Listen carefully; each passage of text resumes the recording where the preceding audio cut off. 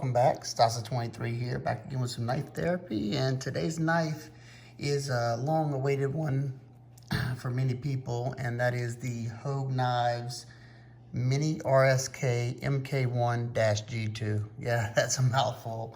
For those who care, it comes in this box, and then some comes with a sticker and some pause and read paperwork.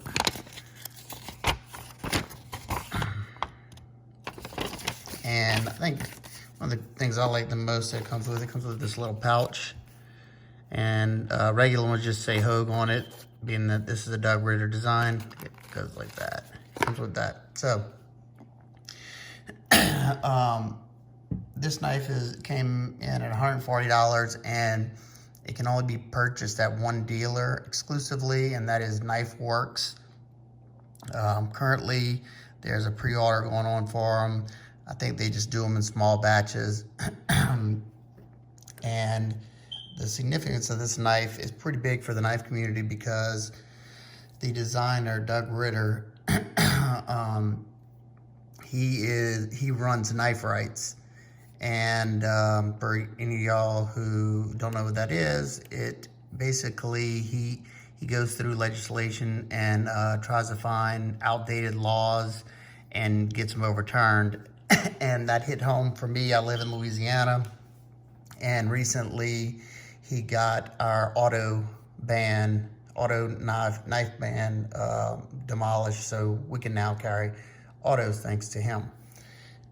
And all the proceeds, I'm pretty sure all the proceeds from the sale of these knives go straight to Knife Rights. So that's a definite win. I already like the knife, so let's get into it. Some quick specs out of the way. Being this is a mini, it is a smaller version. If you've seen the regular size, you get an overall length of 6.875 inches, a blade length of 2.9 inches, so it's keeping it in that legal range. You have a grip area from here to here of 3.5 inches. You have a thickness in the scales of 0.52 inches, and closed in the pocket, it's 1.18 inches wide. Let's see, what do I have? Your stock thickness, this is something I like about this knife, is 0.09, so kept it nice and thin. That's another thing, being that they shrunk the large one down. They didn't keep that same thick stock. They shrunk that down, so that's a nice touch. The measurement behind the edge on my particular knife is 0.23 at the thinnest and 0.26 at the thickest. So not too thin, but being that it has the thin blade stock, it still performs pretty good. And my particular one is sharpened at 20 degrees per side. Pretty big bevel, so that just kind of showing you can feel the thickness behind the edge on that. So let's get a close look at this. Hogue does a great job with their stone wash. I like that. Almost like a polished stone wash finish. Very nice. It came ridiculously sharp. It's almost like a reflective high satin finish on the edge. Let's see. Yeah, it's still sharp. I've done a good bit of cutting with this thing, and no problems. The Rockwell is stated to be 61 to 62, and it would help if y'all knew the blade steel is CPM 20 CV, which is, it's same as M390 and 204P. You have the Doug Ritter logo there, your blade steel there, Hogue on this side, and it's made in the great US of A. You have dual thumb studs, and you definitely get good traction on them because those little peaks, they grab onto the thumb really nicely. You get a good purchase, and they also have the same exact studs on the lock, which they call the able lock. Pretty much the same as the axis lock, but that's just what they call it. Do have jimping up top. Jimping on the blade has been rounded over, as you can see. So the blade jimping is pretty much aesthetics only. But this jimping right here, if you're holding it right here, some of your thumb hits there, so you do get some traction if that matters to you. Let's close it up. You have black G10 scales with this starburst pattern, as you can see. And they have a little circled area with a very grippy spot. I guess just to give you extra traction if you like grippiness. This little spot right here is nice and grippy. It falls onto where the clip is. You got good spring to the clip. You have black coated pivot. That is a T10. Let's see how tight this is. A Wera bit.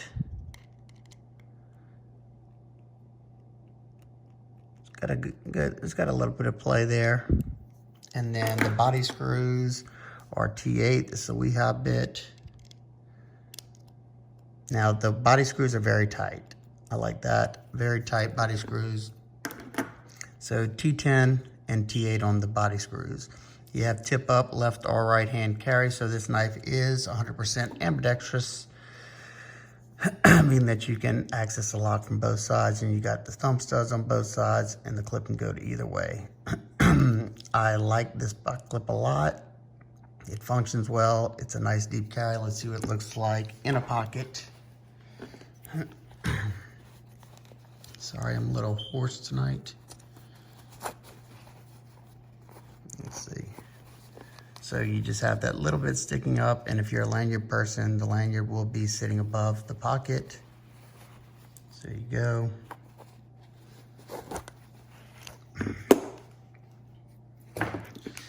All right, the action on this knife is very smooth. This is out of the box, and it came like that. Even though I've used it a good bit, it's still, you know, it stayed smooth. It's running on phosphor bronze washers. The ergos for my hand, I have a medium-sized hand, and this thing fits me like a glove. I was kind of worried because the original version that was made by Benchmade, mini version, it was a little cramped in my hands, but I knew they had enlarged Hogue had enlarged the regular model a little bit, so I guess they did it with this one as well. So that's a big plus. Let's see. The blade it's a little bit off to the right, but not bad at all. I'm fine with that. It's a flow-through construction, 2 hourglass standoffs. It's full G10, and you have, if you can see that, for the locking mechanism, you have an inset small stainless liner in there to house the locking components. You can actuate it left-handed, no problem. Disengage that lock, no problem. It has a little flex left to right. Now that could have, been because of some of the stuff I did, but it's nothing that I'm worried about. And I can muscle a little up and down just because that lock is just sliding on there, but nothing that I would be afraid that it would disengage on me. Let's get some size comparisons out of the way, and I'll tell you a few of my nitpicks about the knife. First is the Rat 2, which is pretty much identical in size, as you can see. But I will say, being that the Rat 2 has this weird choil for my hands, this one fits me way better in the hand. And then the Ferrum Forge Gent.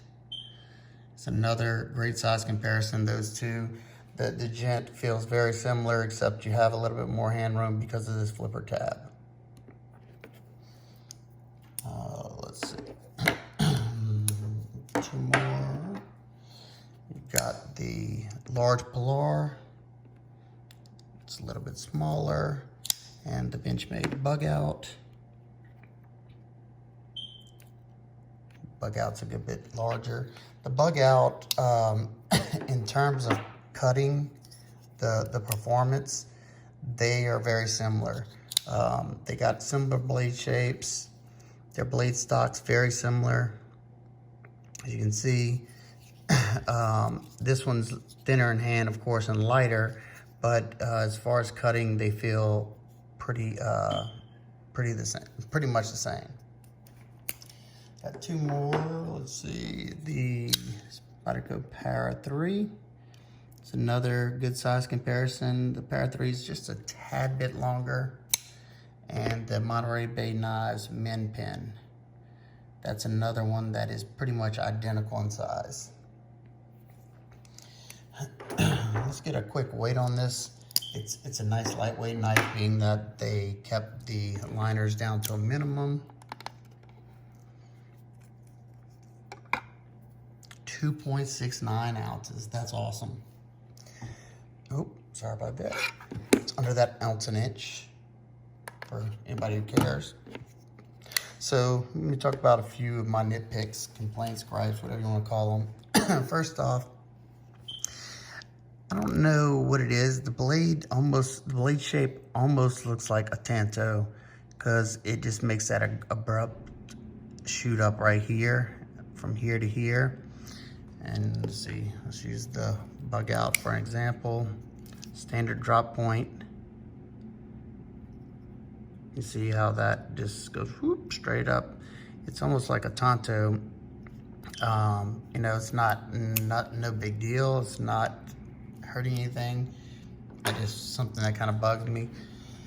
Next, they did this on the original two. They missed the plunge line. They should have cut the sharpening choil out to about right here, so you wouldn't have a flare out at the end, something I'll probably fix. And the next thing, these may not be issues for y'all, but being that my hands are already bad, this is something that I definitely notice every time I use this knife. And there's a lot of aggressive spots on this knife.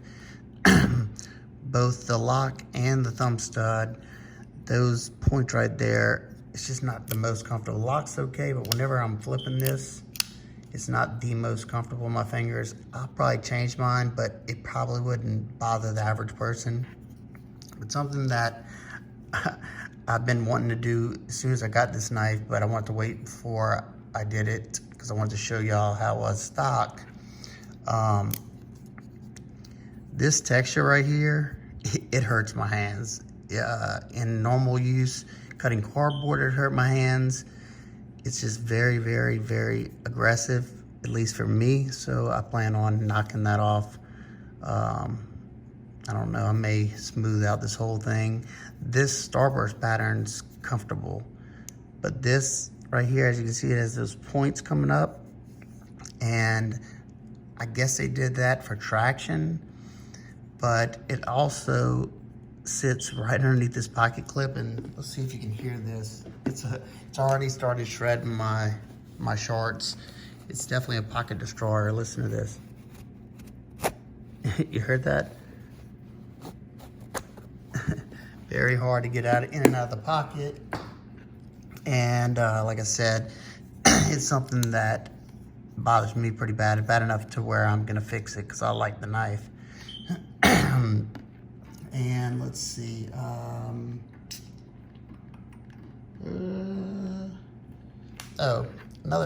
something that didn't really make sense to me is why would you put a black pivot and leave these, you know, I would have much rather see all this hardware be black, or make the pivot a satin too.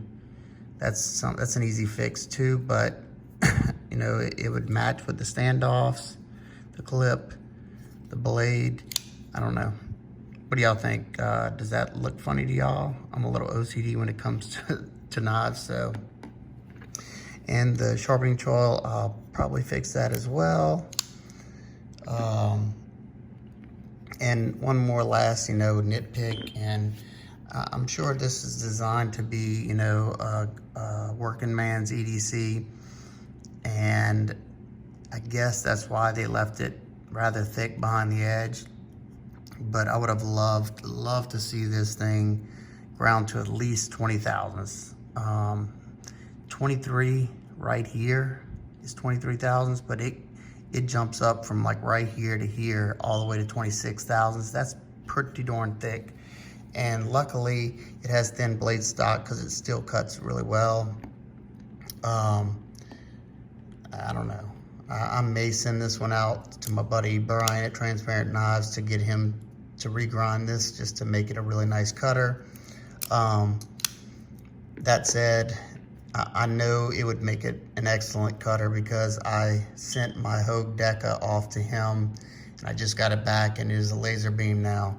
So I'll probably, if y'all interested in seeing the knives that I sent to him to get reground, I sent 3 more because I loved what he did for the last ones. If y'all want to see them, let me know down in the comment section. Overall, I like what this knife stands for knife rights. I absolutely love the aesthetics. Hogue does amazing work. They're a US company. Proud to support them. Great action. Beautiful stone wash finish. Nice deep carry pocket clip. And the little nitpicks and complaints, all those things are fixable. But some of those things bother you bad enough and you don't want to have to fix it, then I would pass, but other than that, it's a great knife. I just like to point out the things that I noticed.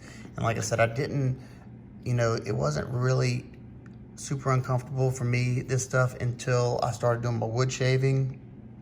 And that was just a mess in my hands. May not bother the average person, but it bothered me. So there you go. I babbled long enough. If you have any questions, comments, concerns, please leave them down below. If you like this video, give it a big thumbs up so I know you're enjoying it. If you're not already, hit that subscribe button. You don't want to miss any content and any giveaways. Hope everybody's having an absolute wonderful day, and I'll see y'all in the next one. Peace.